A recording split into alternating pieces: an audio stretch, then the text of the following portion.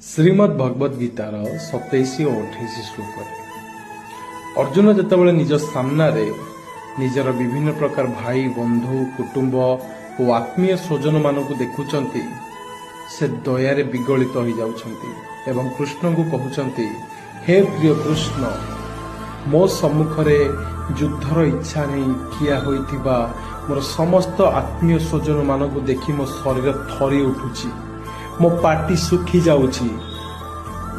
ତ ଏଠି ଦୁଇ ପ୍ରକାର ମୋହ ଦେଖିବାକୁ ମିଳୁଛି। ପ୍ରଥମ ମୋହ ଯାହାକି ଧୃତରାଷ୍ଟ୍ରଙ୍କ ମନରେ ଥିଲା କି ପାଣ୍ଡବ ମାନଙ୍କୁ କିପରି ହତ୍ୟା କରାଯିବ, ସେଥିପାଇଁ ସେ କହିଥିଲେ କୁରୁକ୍ଷେତ୍ରରେ ମୋର ଓ ପାଣ୍ଡୁପୁତ୍ର ମାନେ କଣ କଲେ। ଦ୍ୱିତୀୟ ମୋହ, ଏଠି ଅର୍ଜୁନ ଚାହୁଁଛନ୍ତି କୌରବ ମାନଙ୍କୁ କେମିତି ବଞ୍ଚାଯିବ, କାହିଁକିନା ସେ ହତ୍ୟାକୁ ସହି ପାରିବେ ନାହିଁ।